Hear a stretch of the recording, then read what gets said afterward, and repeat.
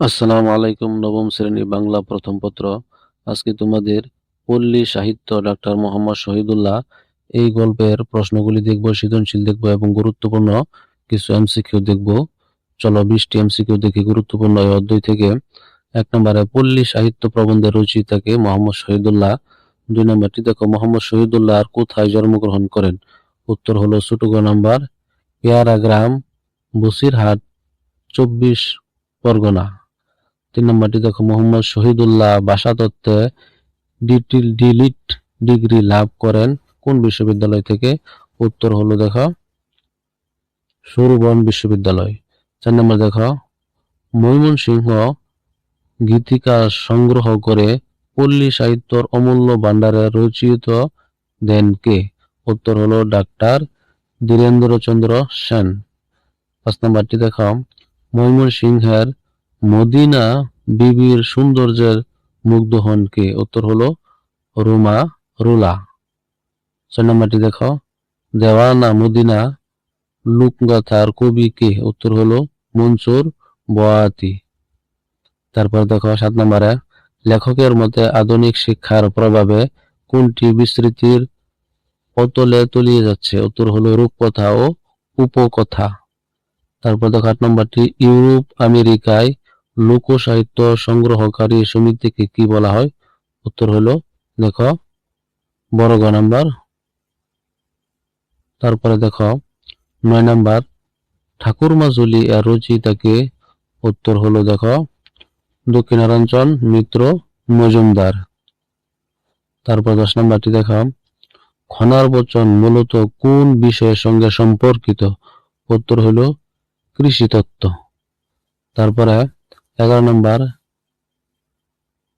পীরেই বসে তরুর খবর এটি কি? উত্তর হলো প্রবাদ বাক্য। তারপরে দেখো 12 নাম্বার, রোদের সময় বৃষ্টি হলে শিশুরা কোন ছড়াটি পড়ে? উত্তর হলো দেখো রোদ হচ্ছে পানি হচ্ছে খেক শেয়ালির বিয়ে হচ্ছে। 13 নম্বরটি দেখো, বিদেশি খেলার প্রচলনের ফলে কোন দেশীয় খেলাটি বিলুপ্ত হচ্ছে? উত্তর হলো কাবাডি। কবাডি আর কি, উত্তর হলো কি কাবাডি। তারপরে বলতেছে নিচের কোনটি পল্লী গানের অন্তর্ভুক্ত নয়? উত্তর হলো রবীন্দ্র সঙ্গীত। 15 নম্বর, মন মাঝি তোর বৈঠা নেড়ে এটি কি? উত্তর হলো পল্লী গান। তারপর দেখো 16 নম্বর, লেখকের মতে বাংলা সাহিত্যর অধিকাংশ কি ধরনের সাহিত্য? নাগরিক সাহিত্য। তারপর দেখো 17 নম্বর, 17 নম্বরের সঠিক উত্তর হলো কি ছোট গ নাম্বার। এরপর দেখো 18 নম্বর, 18 নম্বরের সঠিক উত্তর হলো বড় গ নাম্বার। তারপরে 19 সঠিক উত্তর ছোট গ। এ হলো 20 নম্বর সঠিক উত্তর ছোট গ। এবার চলো তোমাদের বইয়ের এই গল্পে যে কর্ম অনুশীলন আছে সেগুলি দেখি। পল্লী সাহিত্যের বিভিন্ন উপাদানের তালিকা তৈরি করো। পল্লী সাহিত্যের বিভিন্ন উপাদানের তালিকা তৈরি করো। যেমন 1 নম্বরে লোকগীতি বা পল্লী গীতি, ভাটিয়ালি, জারি, সারি এগুলি নাম দিবে। তারপর 2 নম্বরে কি আছে লোকগাথা বা গীতিকা, এটা ময়মনসিংহ গীতিকা, পূর্ববঙ্গ গীতিকা। 3 নম্বরে দিবে রূপকথা ও উপকথা, তারপরে এই নামগুলি দিতে পারো। 4 নম্বরে প্রবাদ প্রবচন। 6 নম্বরে খনার বচন, এইগুলি দিতে উদাহরণ হিসেবে। 6 নম্বর আছে কি লোক ছড়া ও গুমপারানি গান। 7 নম্বরে খেলার ছড়া ও বাদাবুলি। তারপর দেখো 8 নম্বরে আছে ধাঁধা, এভাবে দিতে পারো। তারপর দেখো খ নম্বরে বলছিল 5টি খনার বচন লিখো। যেমন যদি বর্ষে মাঘের শেষ, ধন্য রাজার পূর্ণ দেশ। 2 নম্বরে কলা রুয়ে না কেটু পাত, তাতেই কাপড় তাতেই ভাত। এভাবে দেখো একেবারে 5টা পর্যন্ত দেওয়া হয়েছে।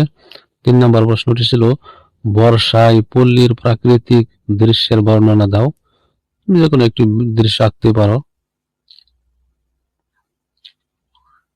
এবার চলো দেখি তোমাদের বইয়ে যে ঠিক চিহ্নগুলি আছে।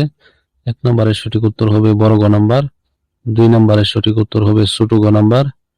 তারপর দেখো 3 নম্বরের সঠিক উত্তরটি হবে খ নাম্বার। 4 নম্বরের সঠিক উত্তর হলো বড় গ নাম্বার। এবার দেখো সৃজনশীল আছে। সৃজনশীলের উত্তরগুলি আমরা এক নজরে দেখে নিই। যেমন সরস প্রাণের জীবন্ত উৎস কোনটি? পল্লী সাহিত্যই হলো সরস প্রাণের জীবন্ত উৎস।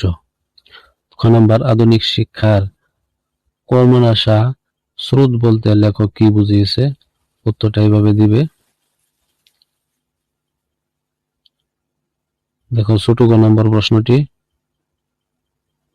এই হলো প্রশ্ন, এই হলো উত্তর, এইভাবে লিখবে। এবার দেখো বড় গ নাম্বার, এই হলো উত্তর। তারপর দেখো সংক্ষিপ্ত প্রশ্ন আছে, আমাদের পল্লী সাহিত্য বিলুপ্তির কারণ কি? দেখো উত্তরগুলি নিচে ছোট করে দিয়েছি।